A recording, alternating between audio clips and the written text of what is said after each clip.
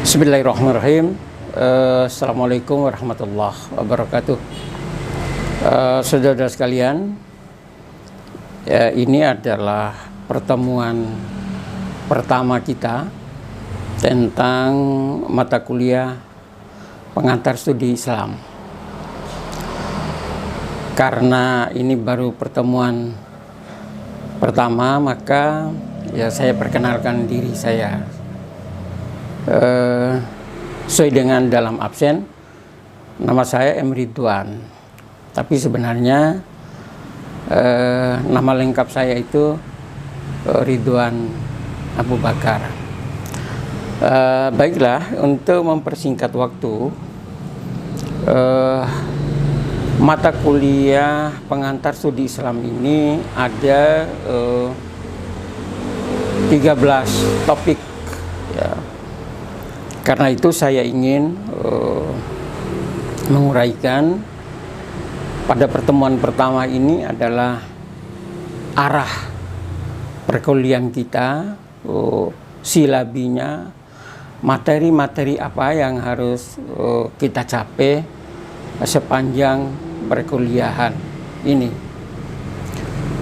Materi pertama adalah studi Islam dan problematikanya. Dalam topik ini yang akan kita kupas adalah apa yang dimaksud dengan studi Islam itu, kemudian arah dan muarah kajian Islam itu akan kemana, kemudian apa tujuan studi Islam ini, kenapa kita harus mempelajari dan mendalami studi Islam ini. Juga di dalam topik ini kita akan membahas tentang problem pemahaman keislaman, karena sampai detik ini bahwa pemahaman keislaman umat itu termasuk kita itu belum utuh. Kadang-kadang kita memahami satu topik tertentu, tetapi topik lainnya tidak. Mendalami falsafah tetapi tidak mendalami fikih, mendalami tasawuf tapi tidak mendalami ilmu kalam dan sebagainya. Nah, studi Islam ini adalah salah satu bidang studi yang akan memberikan sebuah wawasan keagamaan secara utuh dan total. Kemudian juga adalah pentingnya metode memahami Islam itu. Bagaimana cara kita memahami Islam? Islam sebagai din, sebagai pedoman hidup, Islam yang mengatur kehidupan sosial kemasyarakatan, yang mengatur tentang ubudiyah, yang mengatur tentang seluruh aspek kehidupan. Lah bagaimana kita memahami studi Islam itu? Ini topik yang pertama. Topik yang kedua adalah agama dan problematikanya. Apa sih yang dimaksud dengan agama? Kita sering berbicara tentang agama dan agama. Lalu apa sebenarnya makna agama itu? Aspek-aspek apa saja yang harus ada di dalam agama? Kemudian apa tujuan agama itu? Karena perkembangan sekarang bahwa terutama di barat itu banyak orang yang lari dari agama. Karena bagi mereka agama bukan solusi di dalam problem kehidupan. Maka banyak orang-orang yang ateis gitu. Nah, kita akan memahami apa sebenarnya tujuan agama. Dengan agama itu lalu manusia akan menjadi apa? Nah, ini topik yang kedua. Topik yang ketiga adalah karakteristik akidah. Nah, ini penting untuk kita ketahui bahwa sebenarnya apa akidah? Prinsip akidah di dalam Islam itu. Karena penentu seluruh aspek kehidupan, keberagamaan seseorang itu sangat ditentukan oleh akidahnya. Tuh. Karena itu apa prinsip akidah? Apa prinsip tauhid? Tuh. Apa ruang lingkup akidah itu? Lalu dampaknya, kalau akidah seseorang sudah benar, itu akan menjadi apa? Jadi muslim yang kafah, muslim yang selamat dunia dan akhirat, yang bahagia dunia akhirat, dan sebagainya. Nah, kemudian pada pertemuan yang keempat itu adalah apa karakteristik tentang ibadah. Kita sering mendengar tentang ibadah dan ibadah gitu. Nah, apa sih yang dimaksud dengan ibadah itu? Unsur-unsur pokok apa saja yang harus ada di dalam ibadah? Apa prinsip-prinsip di dalam ibadah?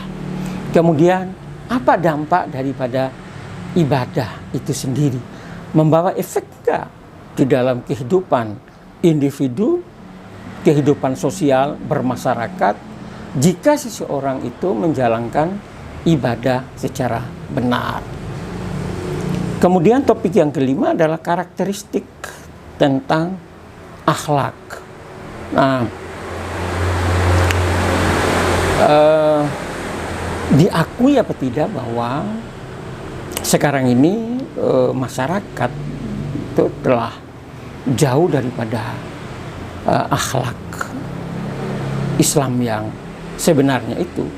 Karena itu di dalam pertemuan tentang akhlak ini kita akan membahas tentang seperti apa akhlak di dalam Islam itu. Apa perbedaan dengan moral? Apa perbedaan dengan etika? Ya, kemudian apa saja ruang lingkup akhlak di dalam Islam itu? Lalu disebut sebagai orang yang berakhlak itu seperti apa? Apa kriterianya? Apa indikatornya bahwa orang itu berakhlak? Nah, kemudian pertemuan yang keenam adalah tentang muamalah. Karena Islam itu tidak hanya berdimensi akidah, ibadah, akhlak, tetapi juga berdimensi muamalah. Dan itu sebenarnya yang paling penting juga di dalam Islam itu. Bagaimana ajaran Islam tentang muamalah, tentang hubungan sosial kemasyarakatan, tentang persoalan ekonomi, tentang persoalan budaya. Tuh. Nah, Islam seperti apa mengajarkan tentang itu, tentang berpolitik di dalam Islam itu seperti apa, ya. Tentang mengelola ekonomi itu seperti apa. Nah, jadi karakteristik muamalah di dalam Islam itu. Kemudian pada pertemuan yang keenam adalah kita akan memasuki studi Al-Quran dan tafsir. Gitu. Kita akan mencoba memahami apa sih yang dimaksud dengan Al-Quran itu. Al-Quran sebagai kalamullah itu seperti apa. Kemudian lalu apa fungsinya bagi kehidupan manusia Al-Quran itu. Apakah hanya sebagai rahmat, sifat, huda, atau mengandung fungsi-fungsi apa saja Al-Quran itu.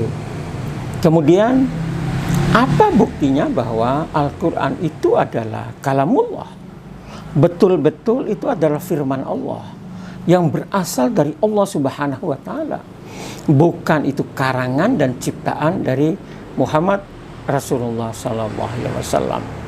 Kemudian lalu pokok-pokok ajaran di dalam Al-Quran itu apa saja, menyangkut hal apa saja kandungan-kandungan Al-Quran itu, mengandung persoalan sejarah, ya, persoalan ibadah, persoalan akidah, persoalan alam gaib dan lain sebagainya. Nah, itu kita akan kupas dalam studi Al-Quran.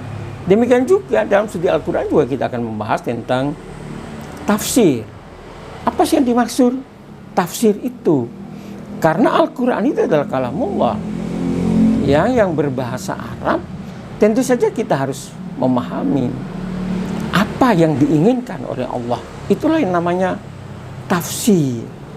Kemudian bagaimana sejarah penafsiran Al-Quran, lalu pembagian tafsir, kemudian fungsi tafsir itu, ya, dan bagaimana metode memahami Al-Quran atau metode tafsir Al-Quran. Nah, setelah studi Al-Quran dan tafsir, kita akan melaksanakan UTS, ujian tengah semester. Lalu setelah itu kita memasuki setelah UTS, yaitu studi hadis dan sunnah. Nah, di dalam studi hadis kita akan membahas tentang apa makna hadis dan apa makna sunnah. Apa ada perbedaan di antara dua istilah ini, antara hadis dan as-sunnah, ya. Lalu karena hadis itu adalah berasal dari Rasulullah SAW, maka apa fungsinya, ya, bagi kehidupan? Apa fungsi hadis? Apa kegunaan hadis itu, gitu, ya. Kemudian juga kita akan memahami dan mendalami tentang sanad, matan, dan rawi hadis, gitu, ya. Apa yang dimaksud dengan sanad, apa yang dimaksud dengan matan, dan siapa saja para perawi hadis.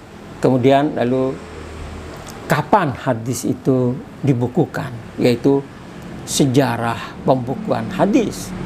Apakah hadis itu sudah ada pada zaman Rasulullah, sudah ditulis, ataukah muncul setelah Rasulullah SAW wafat?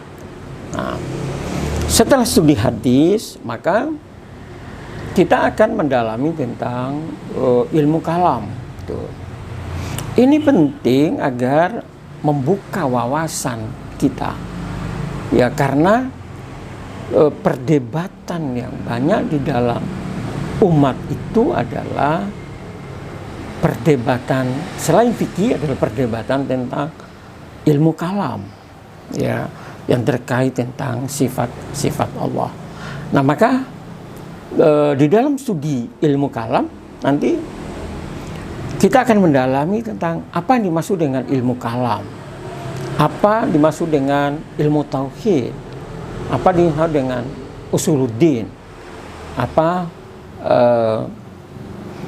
yang dimaksud dengan teologi misalnya. Lalu bagaimana sejarah munculnya ilmu kalam itu? Apakah karena memang persoalan perdebatan tentang masalah-masalah keagamaan, atau sebenarnya ini ada masalah politik, gitu, sehingga memunculkan ilmu kalam itu? Nah, kita akan melihat. Nah, sehingga nanti kita tidak akan terjebak, ya, di dalam perdebatan dan klaim kebenaran kalau kita memahami tentang sejarah munculnya ilmu kalam. Kemudian di dalam topik ini juga kita akan membahas tentang aliran-aliran di dalam ilmu kalam. Aliran Syiah itu seperti apa, bagaimana sejarah munculnya, kemudian Murji'ah, kemudian aliran Khawarij, kemudian Mu'tazilah, lalu ada Ahlus Sunnah wal Jamaah. Seperti apa ciri-ciri dari aliran ini?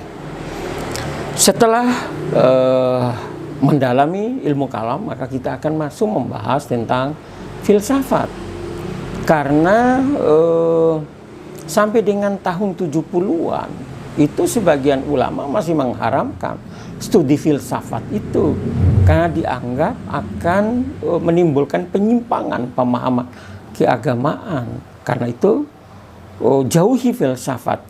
Nah, dalam studi kita akan mencoba untuk mendalami, memahami secara benar apa itu filsafat, bagaimana cara berpikir filsafat, di mana letak perbedaan antara filsafat dengan agama, dan apa manfaatnya mempelajari filsafat itu?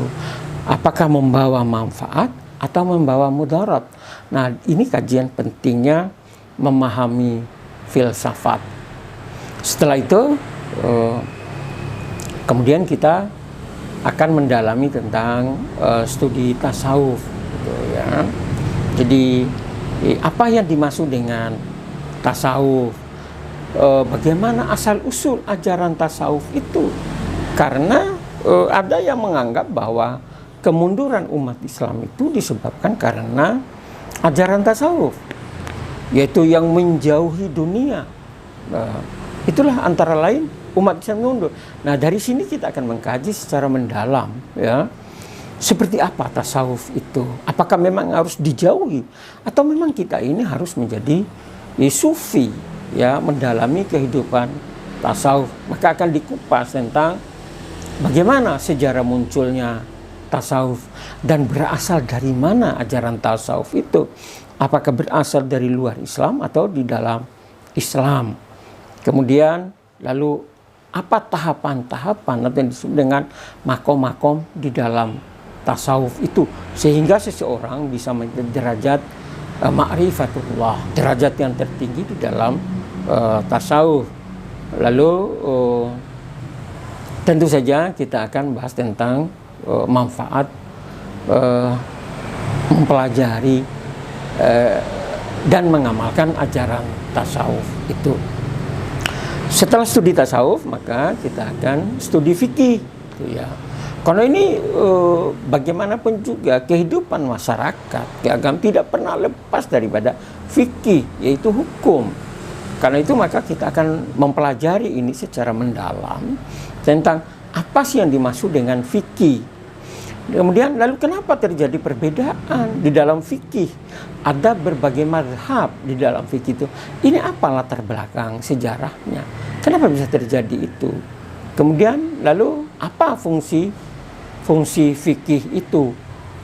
Apa saja ruang lingkup pembahasannya dan bagaimana pembagian fikih?